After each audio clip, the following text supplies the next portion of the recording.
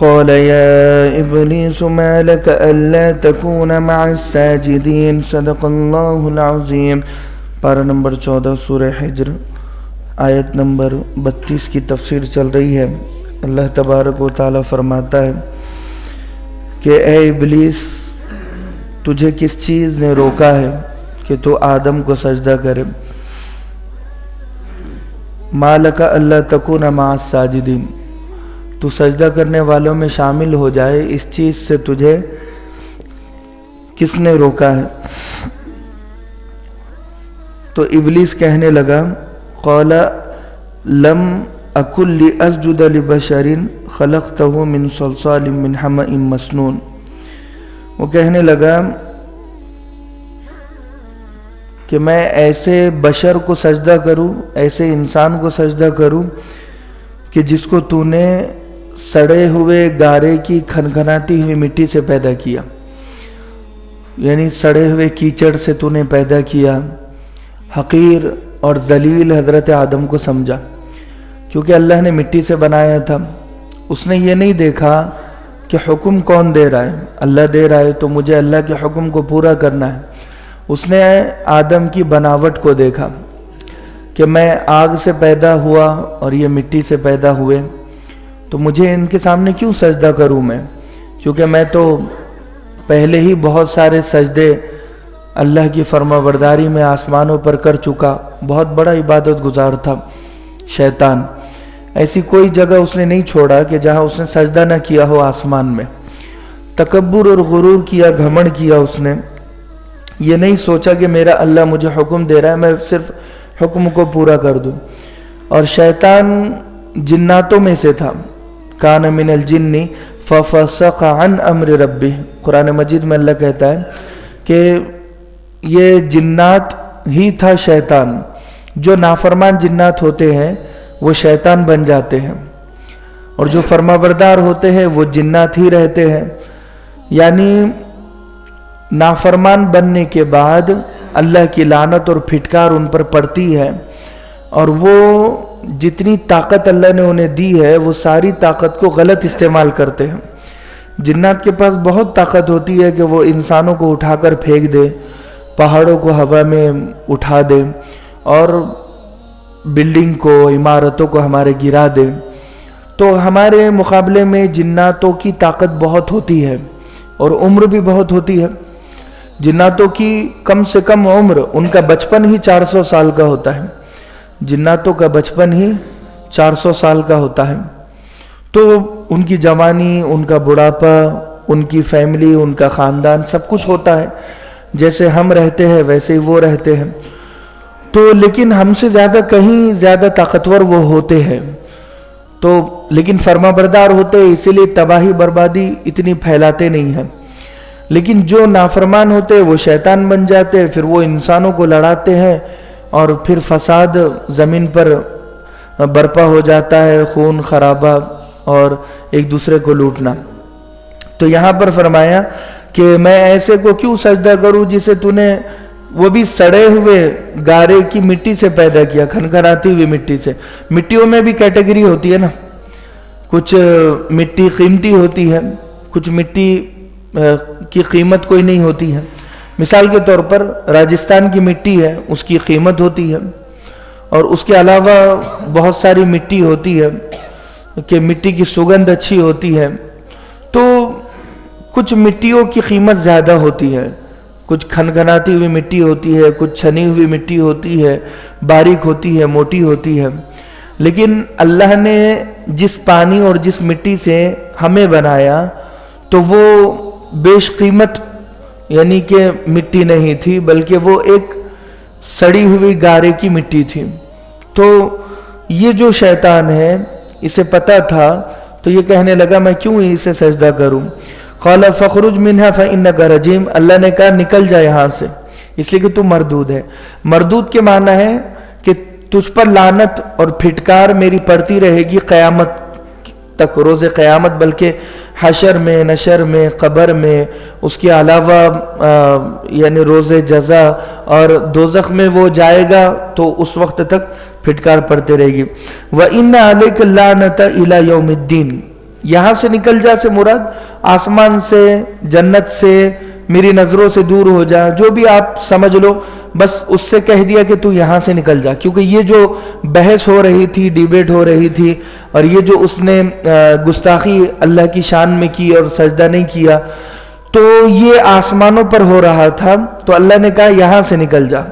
اب وہ دوبارہ اس کی انٹری آسمان پر نہیں ہے. جیسے ہی وہ آسمان پر جائے گا تو اسے وہ جو آسمان کے فرشتے ہیں وہ اسے ستارے پھینک کر مارتے ہیں.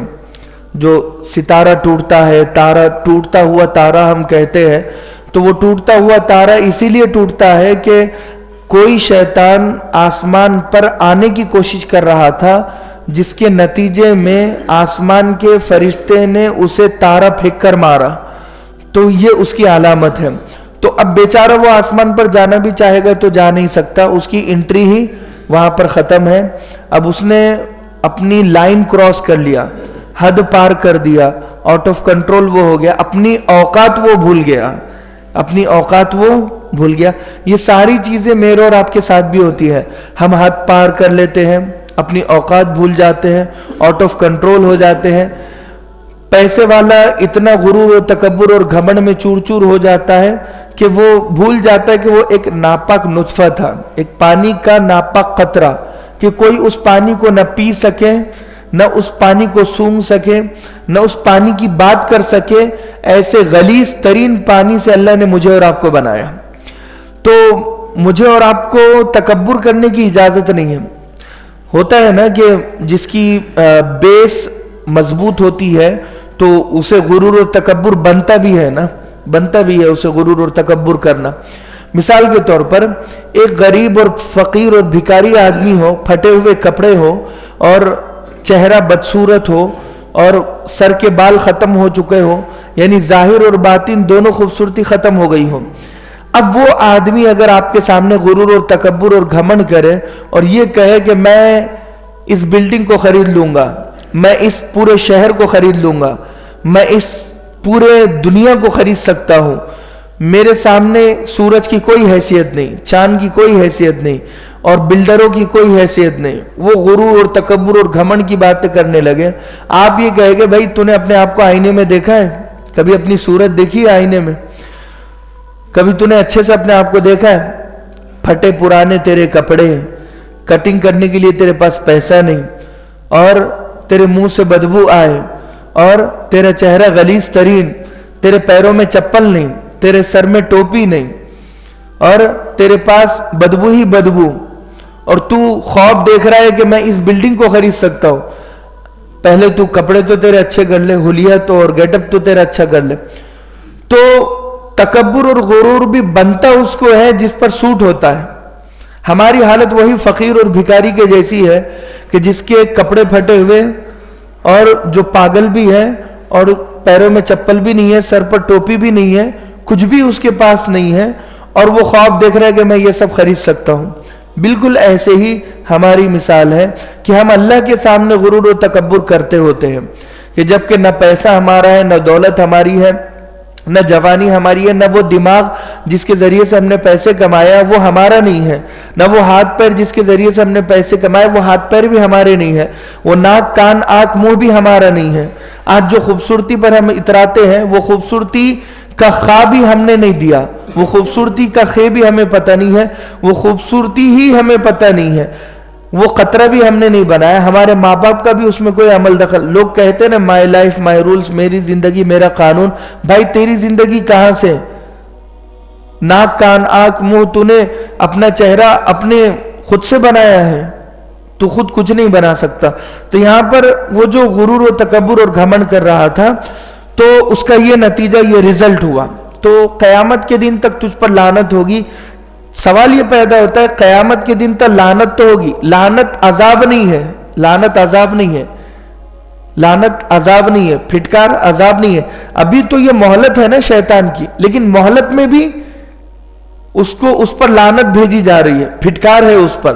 مثال کے طور پر اب کوئی انسان مجھے کہے کہ بھئی مولانا آخری موقع دے دو، میں انشاءاللہ آپ کا دل جیت کر بتاؤں گا، تو اب یہ جو 2 دن ہے، 2-4 آخری موقع ہے، میں اس سے کہوں گا بھئی 1 ہفتہ آپ کے پاس ہے، آپ 1 ہفتے میں یہ کام، 1 ہفتے کی مہلت آپ کے لیے ہے، تو کیا میں اسے 1 ہفتے کی مہلت دوں گا تو کیا میں اس پر لعنت بھیجوں گا؟ نہیں بھیجوں گا. لیکن اللہ نے اس کی مہلت کو بھی لعنت بنا دیا. مہلت اسے قیامت کے دن تک ہے، تو مہلت لعنت میں بدل گئی. بچہ اعوذ باللہ من الشیطان الرجیم اس پر لعنت بھیجتا ہے، بوڑھے جوان سب لعنت بھیجتے ہیں، اللہ لعنت بھیجتا ہے، فرشتے لعنت بھیجتے ہیں، زمین کے آسمان کے ستارے سیارے ہر مخلوق اس پر لعنت بھیجتی ہے، ہر مخلوق اس پر لعنت بھیجتی ہے. یہ تو ہو گیا. اب قیامت کا دن آ گیا تو کیا سب ختم ہے؟ نہیں، اب اسے عذاب ہوگا. اب وہ مرے گا کب؟ روایتوں میں مفسرین نے فرمایا ہے اور محدثین کی روشنی میں، پہلا سور پھونکا جائے گا تو تمام انسان مر جائے گے. تو کچھ مفسرین نے لکھا ہے کہ یہاں پر وہ بھی مر جائے گا. دوسرے مفسرین نے لکھا ہے کہ دوسرا سور پھونکا جائے گا تو سارے انسان قبر سے زندہ ہو گئے. پہلے سور پر سب مر جائے گے، کوئی زندہ نہیں رہے گا. یہ سور پھونکنے کے بعد 40 سال کا وقفہ ہوگا. 40 سال. تو کچھ مفسرین نے لکھا ہے یہ جو بریک ہے، یہ جو انٹرویل ہے اور یہ جو وقفہ ہے، اس 40 سال کے وقفے میں شیطان مر جائے گا. پہلا سور پھونکا، سارے انسان مر گئے. اب اس کے بعد جو وقفہ شروع ہوا اس میں وہ مرے گا. کچھ نے لکھا ہے کہ وقفے کے بعد جو دوسرا سور پھونکا جائے گا جس میں سب کو قبروں میں قبر سے اٹھ کر عدالت میں حاضر ہونا ہوگا، تو یہ عدالت میں جب سب حاضر ہو گئے تب وہ مرے گا. چلو کبھی بھی مرے، پہلے سور میں مرے، دوسرے سور میں مرے یا اس کے بیچ کے انٹرول میں مرے، ہمیں کیا. لیکن جب وہ مر جائے گا، مرنے کے بعد وہ دوزخ میں ہمیشہ چلے جائے گا. دوزخ میں صرف اس کے بہکانے والے نہیں جائے، جس کو اس نے بہکایا ہے وہ انسان ہی نہیں جائے گا بلکہ وہ خود بھی جائے گا. ہم تو ڈوبے ہیں صنم، تمہیں بھی لے کر ڈوبے گے. بالکل ایسے ہی مثال ہے. شیطان نے دیکھ لیا کہ میں نے ایک سجدے کا انکار کیا، آدم کو سجدہ نہیں کیا، اللہ مجھ پر غصہ ہے اور اب میں جنت میں جا نہیں سکتا، تو اسے معافی مانگنا چاہیے تھا. پہلی غلطی تو اس نے نافرمانی